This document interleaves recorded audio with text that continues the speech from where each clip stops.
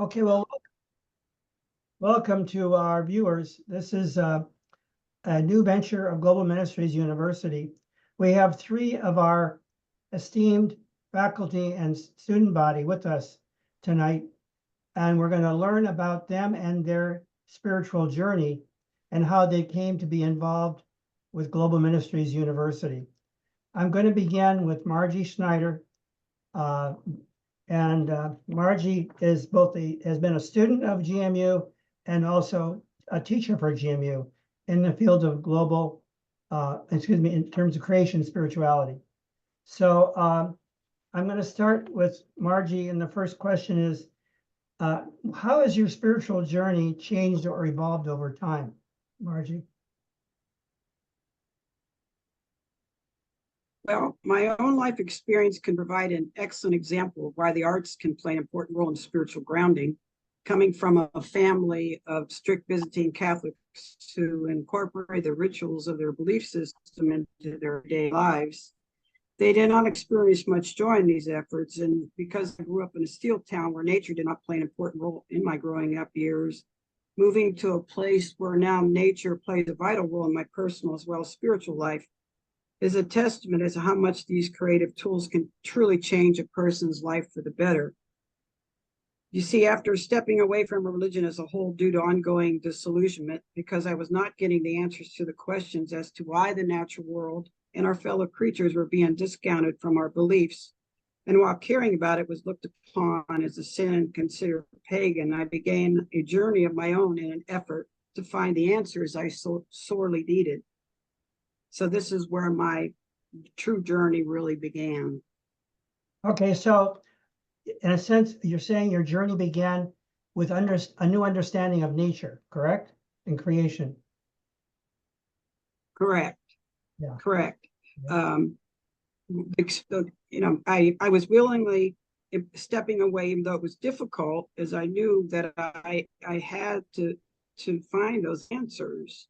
And I guess that what really marked that spiritual journey is when I came upon an opportunity to take a year-long course where I was to do eco art activities in the midst of nature. And this is one of the best decisions I ever made, for through these art-infused exercises, I not only discovered a deep connection with my nature family, but also with myself. However, what really stood out for me was that I sensed the deep spirituality that existed there within nature. This spiritual energy was unlike the one I was taught as a child, one who was distant and judgmental and always wanted to punish me. The funny thing is, the course was not intended to be spiritual, but it became one for me. And this was the beginning of my healing journey. So after completing the program, I found I wanted to know more. I had a desire to not explore, but also deepen the spirituality I was feeling. And that's when I came across Global Ministries University and several of their courses they're offering in ecological theology, spiritual ecology, evolutionary spirituality, Laudato Si, and creation spirituality. That was the moment I felt a whole new world was opening up for me. That's where my spirituality changed. However, creation spirituality was a course that totally changed my life for the better, because it provided me with those answers I was long searching for. It also helped me to see that my life was not just about sin and forgiveness, but about original goodness, which is what creation spirituality teaches, that I was perfect just as I was created in the image of the divine. And it taught me that creation was good too. I also learned about the interconnection I had with the universe, that science along with spirituality can provide the whole answer to my existence, not just half of it. I also learned that we are all creative in our own way. And then from that, I moved to receive my doctorate of ministry in creation spirituality and environmental justice by creating a course as my project where I combine those eco art activities in nature, seen through the eyes of the four paths of creation spirituality. However, there was one more thing that occurred through these experiences. I did discover my creative nature that Matthew Fox often spoke of, something I did not even know I possessed. Before long, poems and children's books and utilizing art with meditation and journaling began streaming out of me, and even surprised me, and it continues to do so. So that's in essence how I got where I am now. Okay, so I think you answered the second question. Uh, Yes. the third question was, were these experiences private or communal? Or both? Well, my journey was a slow and long process. So I have to say sometimes it was private, sometimes communal. Whatever way form it came in, I was very grateful that I took it, for I would not have awakened to what is right in front of me all along, but have long separated from it because of what I was being taught in my growing up years and the religions I had participated in. It made me realize, as Rumi once put it, that the universe is not outside of you. Look inside yourself. Everything that you want, you already are. I can attest that the arts as well as art activities in nature can certainly help a person do just that. I just wanted to mention that I found on the internet that a man, similar to what you're saying, who was at work for Home Depot. He was not a theologian. He was not a philosopher, not a scientist, but he created a journal course called Inner Healing, how you heal your inner self. You know how many how many copies he sold of that book in the last year? 43,000. No. It went viral on TikTok, and now it's a bestseller. Wow. Thousands, and he left his job, and he's teaching a course on this journal work that he created. So it shows you the hunger out there for transformational experiences that people are looking for. And if you go online, look up, search for inner healing, I think you'll find this person listed there in the internet. I just found it fascinating. I will. What we're talking about is happening right now for many people. They're searching. Wow. That's wonderful. Yeah. So I guess question 4, how can your spiritual journey be helpful to others? I think that's where your course comes in, hopefully. Right. Because I continued to develop a deep sense of connection and compassion for the natural world and the creative world, because they play a greater role in my life as part of my own therapy and an avenue to the connection, deep love I have for God, along with a path where I can now love and accept myself as I am.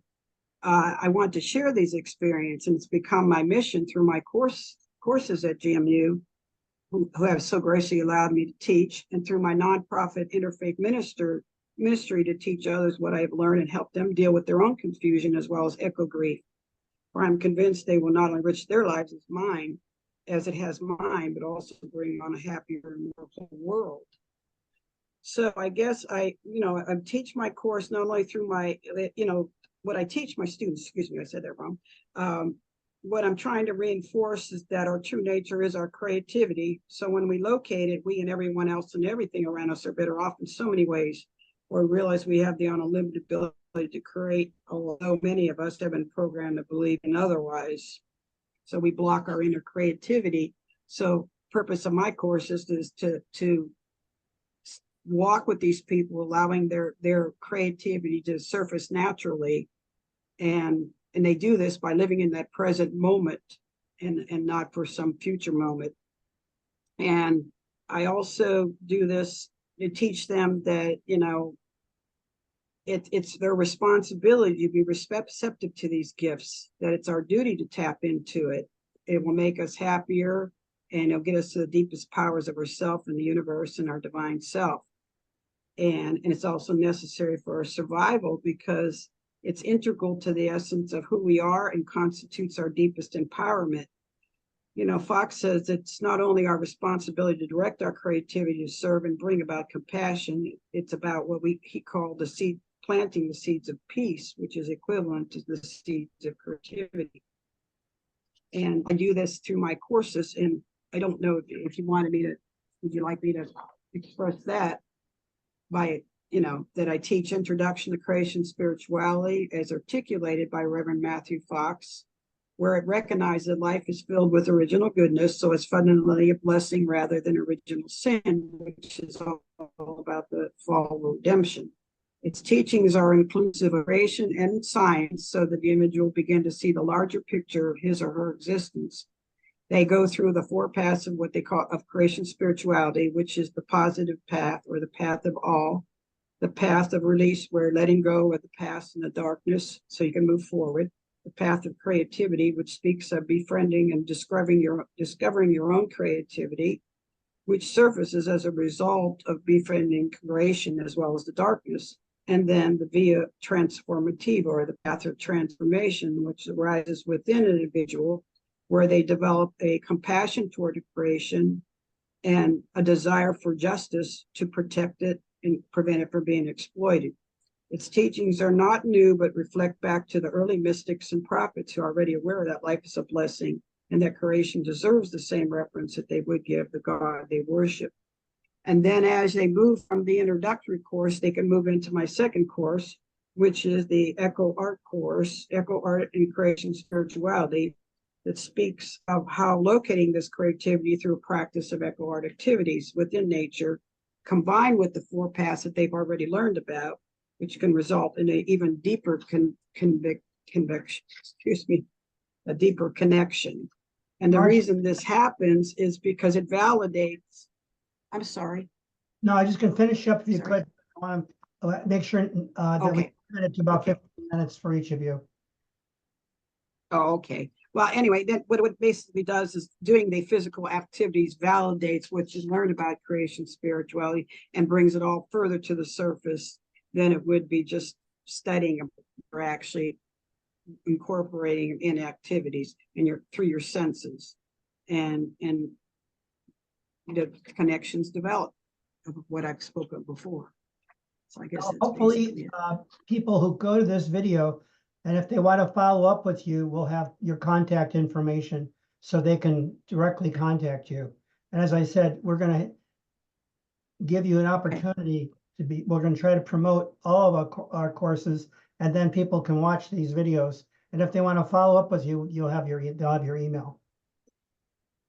Okay. So Richard, do you want to go next, please? Richard Weinhagen is our next speaker. He's also a member of FCM. And he's been doing some presentations both for FCM and for GMU on psychosynthesis. So I'll let you take it from there, Richard. I didn't catch that, Jerry. I said I got to know you first through FCM, Federation of Christian Ministries, when you gave a meditation there. And then I was impressed with your meditation, which seemed to be based on psychosynthesis, the work of Roberto Assagioli. And then we invited you to teach a course for GMU on psychosynthesis. And I thought you did an excellent job. And I thought that, let me turn this off. We can shut that off. So now you're at a point where you've taught one session of 4 classes, and we're looking into possibly developing this as one of the class sessions that GMU can offer, but we have to let people know what it's about. So the first question I had was, how did this become part of your spirituality? In other words, have you changed over time, or is this something you've always been interested in this kind of relationship of psychology and spirituality, which I think is what we're talking about here? Well, I more or less stumbled upon psychosynthesis, walking up to a restaurant and music club that I frequently went to in Rutland, Vermont. There was a community bulletin board there, and I would look at it from time to time. And as I walked by one time, this flyer, the only thing I could see initially was the title, which was in larger, bold print. And it said, "Choosing Your Potential." And that just jumped out at me. And I walked closer to see what on earth could this be? I had never heard this put this way. The primary experience that I had with potential was the day I got notified in class go to the guidance counselor's office. He wants to speak with you. And he proceeded to tell me I was not living up to my potential, which I knew was bad news. And I just never heard of choosing. What could this possibly be? Well, it turned out it was some sort of a one evening workshop up in Burlington, Vermont, some 65 miles away from me. But I said, I have to find out how one possibly can do this. And that's where I met Jean Gunther, who at that point was early in starting up her practice in Burlington. And it was also at a time that I had just decided to go back to school in Vermont and finish up my bachelor's degree. I had left Rutgers University and took a leave of absence. And at that point, I'd been in Vermont just a little over 2 years and didn't really want to go back to New Jersey, but I did think I wanted to finish my degree. And I wound up being in this new external degree program for the Vermont State College system, where you could take classes at the colleges. You could write up work experiences for credit. You could do independent study. And the amazing thing was, if there was something you wanted to learn, but you couldn't really do it as an independent study, you needed an instructor, they would pay for the instructor.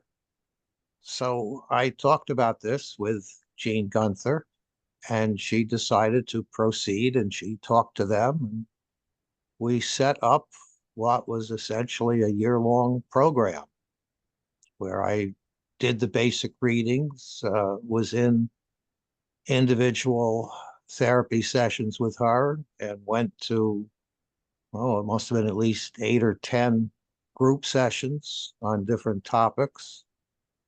And that was how I came upon psychosynthesis, which I remember was about our second time that we got together to talk after that first workshop.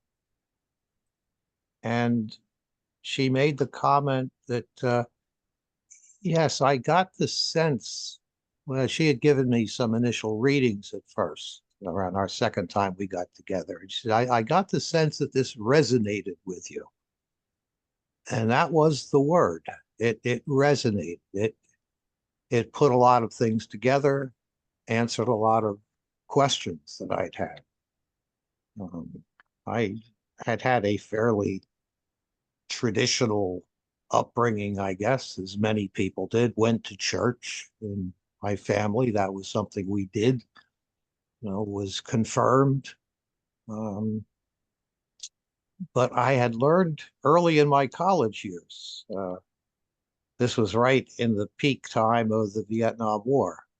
And I won the first lottery I'd ever won. I was number 6 in the draft lottery, which raised some pretty serious questions for me.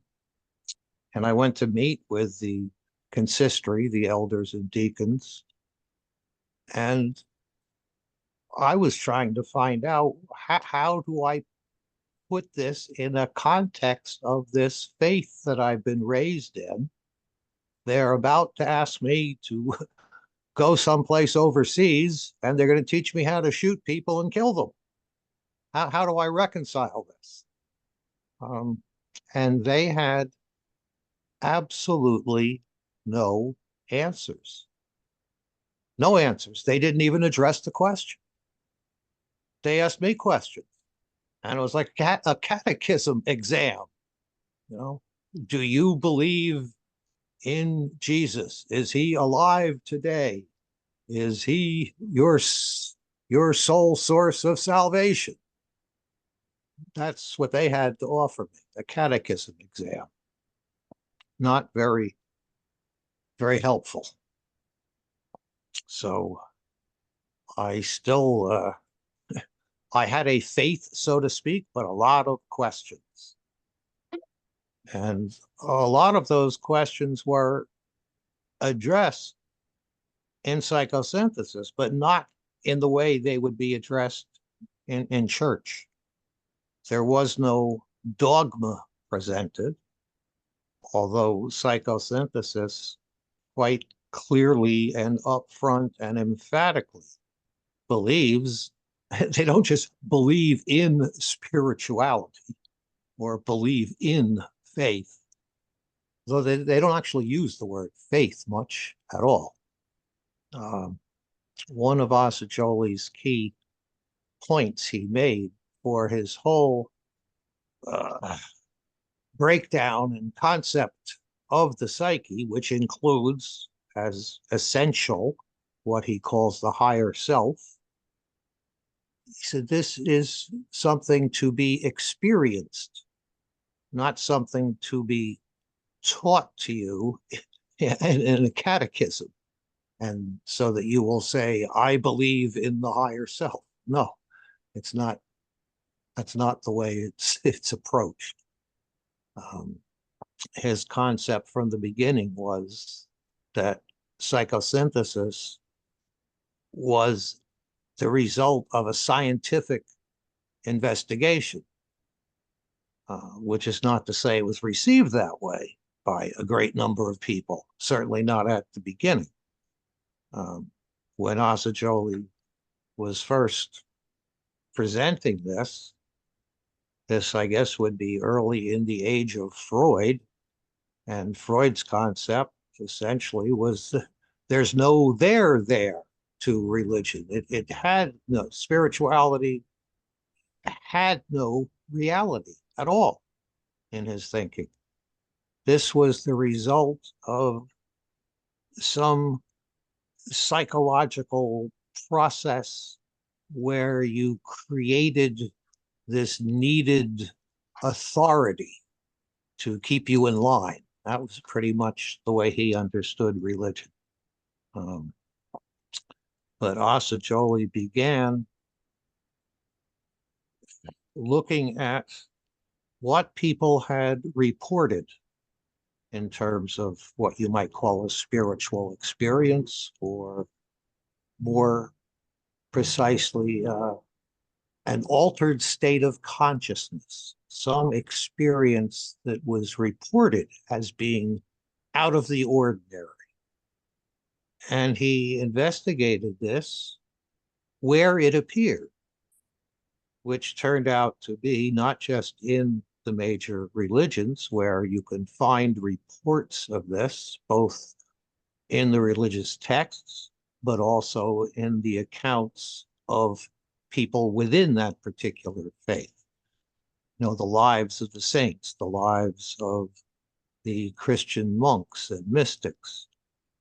But he also found this in other places, in philosophy, in novels, in the world of literature. And he found that the reports had much in common. And at that point, he felt if you're a scientist and you're observing this, and you're observing these reports, these are facts. It's a fact that this scripture says this, and that scripture says that. And let's look at the similarities. And here's the report of a Christian monk. And here's the report of a Buddhist monk. This is a fact that they said these things. And then there would be third-party reports where people talked about what they observed in these people, claiming to have had these altered states of consciousness. We're coming to the end of your time. I just wanted to make sure you explained that you take people through the process that Assagioli, in a 4-session course that you've created. And that would be something you could offer to other people, correct? Yes. So, And go ahead. the interesting thing there is that the first session deals with first some biographical information, and then the essential diagram called the egg diagram, which is a depiction of the psyche that He includes the three different levels of the unconscious. Freud had one. Assagioli says three. And he talks of the essence, the very essence of the human psyche is a point of consciousness and will. And that is connected to what he called the higher self or transpersonal self. So it's from there, it's from the higher self where you get the full explication of how he deals with spirituality and spiritual values. But the other thing of interest and another key aspect of psychosynthesis is his notion of the will. You exist as a point of consciousness and will. And his second book went into great detail on the will, and that was also the second session that we did. And the interesting thing here is you can set aside spiritual issues and values and just look at how he treated the will. And just to get to the heart of this matter, he describes 7 stages or steps in an act of will, any act of will that you carry out. And simply looking at that and taking a look at your own life. Are there any projects you've been involved in? And how did that go for you? Is this something that is easy for you to do? Are there any issues that come up? And this is on a very practical level. And if you go through those 7 steps or stages, this is a little bit beyond what most of us have ever done, thinking about our will. What does that mean? I mean, he's really broken it down in ways that have great practical value. So if you simply learned nothing from psychosynthesis except his understanding of the will and applied that, I think most people would find some pretty major changes in their life and how they go about getting things done. Thank you, Richard. Thank you very much. And we'll come back to each person. We'll have time at the end for interaction with each other. But Michael would be next. Michael and I have known each other, I guess, for about a year now or more, maybe a year and a half, is it? I don't know. It's been a while. We met through FCM, I think, didn't we, Michael? Originally. Yeah, I believe it will be 2 years over the summer. Okay. So, of course, Michael and I share this Polish cultural background, and Catholicism is so much a part of the Polish culture. And Michael is, as he said, very interested in religion and science. And maybe you could just share your own story a bit more about how you have evolved spiritually from your Polish culture background to where you are today, if you won't mind. Yes. So I was born in Poland, and Poland at the time when I was born was over 90% Catholic. So even those who didn't believe in God considered themselves atheist Catholics. The Catholicism was able to be experienced in every aspect of life, even during communism. I lived under communism for 8 years of my life, the first 8 years of my life. And there was a deal done between the church and the Communist Party where there was space for the faith and space for the communism to coexist somehow. And for good or for bad, it worked for over 50 years until communism collapsed. So growing up, every single Sunday, my grandparents and my parents took me to the church, and that was something very important. And I remember as child, whenever we went to the church with my grandmother, we always had to wait until the last note would be played. in the church. She always had a great appreciation of music, and especially organ music. And so we all had to wait until the last note would be played. When I was a child, early in the morning, I lived with my grandparents. So the one thing that I did was I always sneaked into my grandmother's room. And besides exercising in her bed together, we prayed together.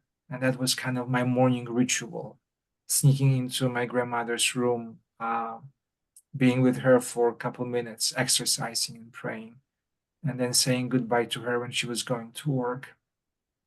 In the evenings, I prayed with my grandpa. He was the one who taught me how to pray the rosary. And my mother was the one who taught me the catechism. I remember I was studying for my first communion, and my mother was a teacher for 36 years. And she always wanted to make sure that we would know everything and that we would not bring any discomfort or shame to the family because of lack of knowledge. So I remember at some point I even forgot our father. She was so into teaching us the catechism that it was just like, now I laugh, but at the time it was pretty funny. It was pretty dramatic and some level. When I was in 6th grade, I was helping my grandmother to clean her little library, and there was a big, thick book that I became very much interested about. This was the thickest book in her library. So I remember I took it and I opened the first page, and there was a title, An Introduction to Marxism-Leninism. And I started to read, and it was about Charles Darwin and the evolution, and how the world came into the existence.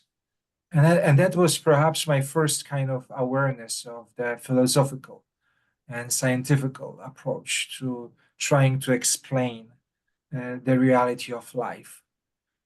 So beginning with 6th grade, the question of faith and science became more and more visible in my life.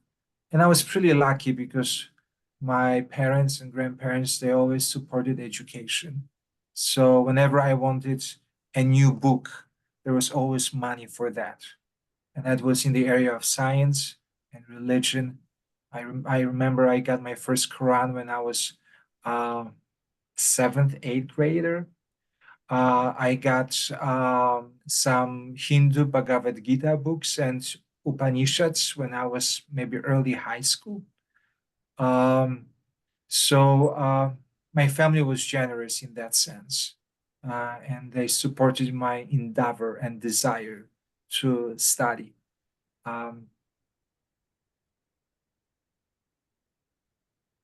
There's one more story I have to share that kind of shaped my understanding of faith and religion and science. I grew up in a Jewish neighborhood without Jewish people.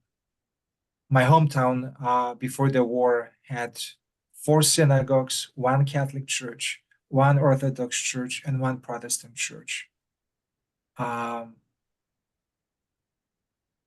But after 1945, that became only a story.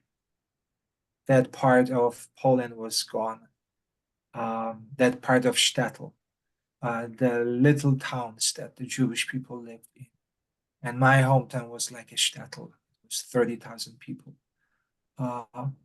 So growing up, hearing about the Jewish people, hearing about the Jewish culture, hearing about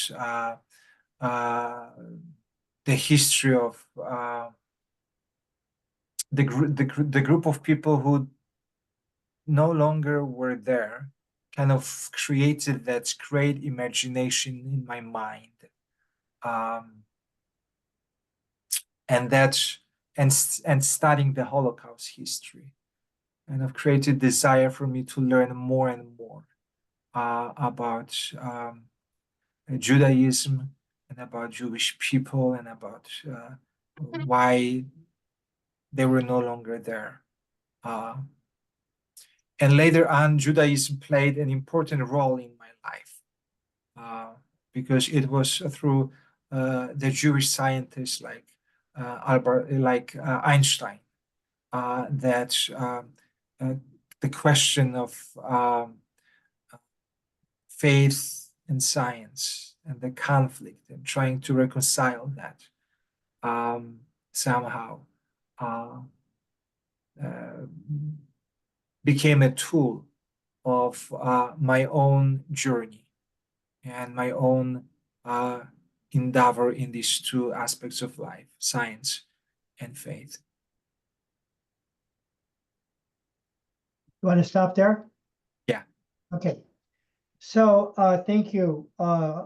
Each of you have shared so deeply of your own journey.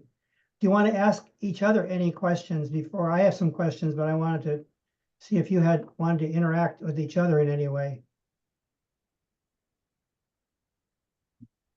Yeah, I have a question to Margie first, because I believe that Margie, you were mentioning about the spirituality in relationship to the nature, and I'm not sure if that was just my imagination or not, but I believe what I heard you saying was the spirituality based on the nature, but also based on the life of our animals and how the nature and animals and us spiritually coexist together. Am I correct? Correct. Right. You The know, interconnection that we have, that's what you learn. Yeah. correct. Yeah. So basically, we- I'm just interested, Margie, did you grow up with animals and with pets and have interaction with nature and how that was shaping your own imagination? No, I did not grow up with any of that. I was born in a steel town in Ohio, and I was only a girl in the family, the youngest, and I was a very strict Ukrainian Catholic family, and not encouraged to explore very much. And I even went away to a girls' school where I lived. So I think it hindered a lot of the experiences that I could have had. And maybe that's why when I stumbled on creation spirituality, why it made such an impact on me, because it was a total awakening. You know, all of a sudden there's nature, and I never paid attention to it like that before. I knew there were things missing, but I wasn't quite sure. And then when I started learning about that, I realized what it was. And I haven't stopped since. I read every book I can that has to do with creation spirituality and wanting to know more, and finding out that there are some parts of Catholicism that does speak of that, especially now with Pope Francis. I am really absorbed into what's going on there, as far as, you know, why didn't they talk about these things when I was a kid? But then I find there's portions of it that did, like the Franciscans and, you know, the Dominicans and that Richard Rohr type people that always felt that connection to nature. And so no, I did not have that experience back then. So it took me a while to catch up. Thank you for asking. Thank you for My sharing. grandfather was from Poland. Was he from Poland? He was from Poland. My grandmother was from the Ukraine. Yes, they came over long before I was born. So yes, it's a lot of that was tradition in our house. On that point of nature, nature was very important in my spirituality. Very young, one day I went out, being Catholic. It didn't come so much from church, it was going into nature and the change of seasons. And I must have been 10 years old, and I went out to the backyard. It was fall and all the leaves were coming off, and it was going from summer to fall to winter, you know, and the change of seasons hit me. I said, well, why is nature the way it is? You have creation and you have destruction going on in nature. We're born and then we die. So mine was kind of a philosophical question. Why are things the way they are? And what is the meaning of it all? So I was kind of a little philosopher from the time I was a kid. And I said, well, where can I explore these questions? And being Catholic, it seemed like the seminary was the best place to do it. it wasn't so much to become a priest or anything, it was to explore the bigger questions of life. And so the Catholic Church provided a great education for me for many years to explore all these questions. But it wasn't so much becoming a priest, it was what's the meaning of it all? And why are things the way they are? And Teilhard de Chardin had a huge impact on me as I was in the seminary in theology. I started to read Hymn of the Universe and The Divine Milieu. And I would say those were the two most important spiritual books I ever read, because he brought together matter and the spirit for me, because Christianity and Catholicism had been kind of dualistic between matter and spirit. You know, spirit is what's good and matter is what's bad, or at least temptation. So Teilhard opened a whole new element for me of my spirituality, and I became very devoted to studying him. I would say he had the most impact of any spiritual writer on me as I grew into my adulthood. So I just share that was part of my journey. And so I've always loved anything Teilhard wrote. I think I've read almost everything he's written. And I was telling Margie before we started, I'm hoping to write something comparing Einstein and Teilhard. I don't think anybody has done that, comparing the two of them because they lived kind of around the same time, and they both were seeking the answers to bigger questions from both science and faith. And Einstein had his own spiritual beliefs too, more pantheistic. So, but I think those are two of the seminal figures in the faith and science field as it emerged in my lifetime, would be Einstein and Teilhard de Chardin. So I just share that. So it's getting about Chardin has a lot of influence on where it's going today. Oh, sorry. Yeah, he sure has, and I think he Sorry. influenced Pope Francis quite a bit too. If you look when I was working on Laudato Si, I found a few references to Chardin in Laudato Si. Yeah, in Yeah, Christ I and have a question spirituality, what to, they're doing now. Oh, go ahead. Go ahead, Michael. yeah, I have a question to Richard, actually. Richard, when you were talking about Roberto Assagioli and psychosynthesis and trying to have a very scientific approach to that analysis, it reminded me a bit of the work of Dr. Rudolf Steiner. Is there any connection between Rudolf Steiner and Roberto Assagioli, between anthroposophy and psychoanalysis? Synthesis, I'm sorry, psychosynthesis. Well, there isn't a connection that I can speak to, but that doesn't mean that there isn't one. Assagioli was exceedingly widely read. I mean, there were no subject matters that he wasn't interested in. So there are for sure a lot of people that he would have been aware of, if only through reading, that I wouldn't necessarily know of. This would be a good question for ChatGPT, the official AI app. Yeah. My professor in the seminary, who was Italian, Joseph Grassi, knew a lot about Assagioli.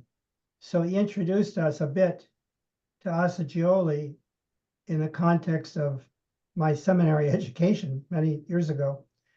And so he felt Assagioli was a great scholar and tried to integrate some of his thinking into the study of Scripture. That Scripture itself had a basis in anthropology. It isn't just revelation. but it's based upon an understanding of the human being. So he tried to bring in some of that element into understanding the scriptures, that the scriptures don't come out of heaven, as we often thought, somehow drop from heaven, but they represent a anthropological evolution of the human seeking the divine. And that it's not just something dropping down from heaven, but emerging on an evolutionary path. So anyway, I think that's probably more correct understanding of religion as we understand it today, is that it evolves out of the fabric of civilizations that have emerged over the last 10,000 years, from the hunter-gatherer and, first civilizations in Egypt and Middle East and India. When you think about religion, it's pretty recent in the history of the planet. We now know the history of the whole universe is almost 14 billion years. So human civilization is the last few minutes of the evolving universe. So we're just like in the infancy of this whole project of the human. And so Teilhard wrote that book on the origin of the human race, how we come about.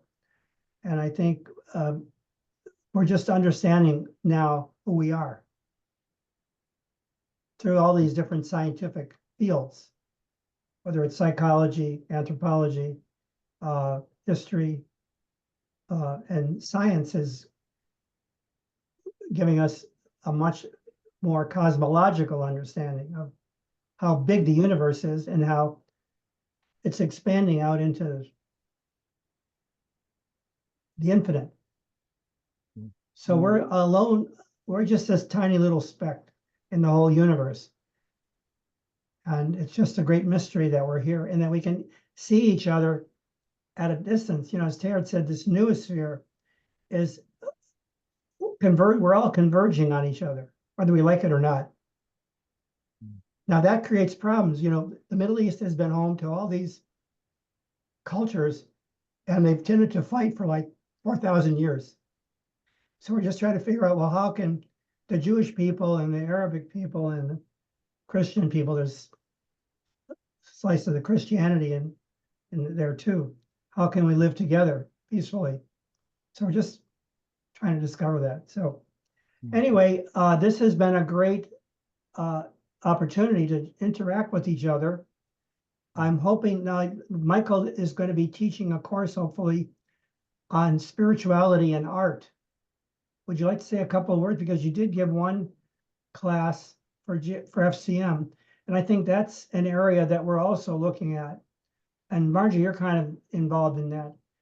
But are you still able to do that and I think it's the 1st of July we scheduled for your session on spirituality and art. Are you still open to that? Yes, I am open to that. I will be using the work of Marc Chagall and his windows, those famous Right. windows, and that are in the Art Institute here in Chicago. Stained glass windows. But I'm going to focus a little bit more on his spiritual journey. Okay. And Perfect. so it will have two parts: his spiritual journey, and then the spirituality of the stained glass windows. Wonderful, wonderful. We're also going to be doing programs on spirituality and poetry and spirituality and music. One of our staff members, Judy Clarence, is a very talented and musician and poet. She's well known both as a musician and as a poet. So she'll be doing further sessions in the summer after your session, Michael, on spirituality and poetry and then spirituality and classical music. She's performed in many groups in the Bay Area, and also has written many, many poems. So, unless you have some, Michael, the answer to your question would be yes. I just quickly took a look up on Rudolf Steiner, and just seeing that he was known for, or under the rubric of theosophy, yes? Yes, anthroposophy and theosophy, yeah. Well, then Assagioli would have absolutely been aware of him. Assagioli's wife was a theosophist, and So they there is held, definitely connection. yeah. So he would have read whatever he had to say. I see he died in 1925. Assagioli would have been 37 at that point. So there would have been a good period of time. Assagioli was writing in several journals that he was involved in at the age of 16. These were so-called like avant-garde journals. They were in Italy, and they were addressed to the general public on a wide variety of topics, from religion to politics to spirituality. And he would have known. He would have known. So, yeah. Thank you. Margie, did They you have any could final- very well have met. He might have interviewed him for one of his journal articles. Did you have any other things you wanted to say, Margie? I mean, I hope I didn't cut you off. You were saying about your course as different, how many sessions, how many, is there 2 courses or 3 courses? Well, it's 2 courses. 2 courses. So the one is the introductory course to creation spirituality, 2 courses. The other one's the art activities. And I have it set up right now where it's a good idea to take the introduction before you take the echo art portion, the second course. Right. Because you get more out of it if you do the first. Okay. And actually the second one, it's specified a certain amount of time, but it's really a course that requires deep reflection. So I don't like the students to rush through it. And Sure. so I encourage them to do an activity a week. There's 7 activities. Okay, And I give them the book when they. great. So we'll be posting this on GMU's website.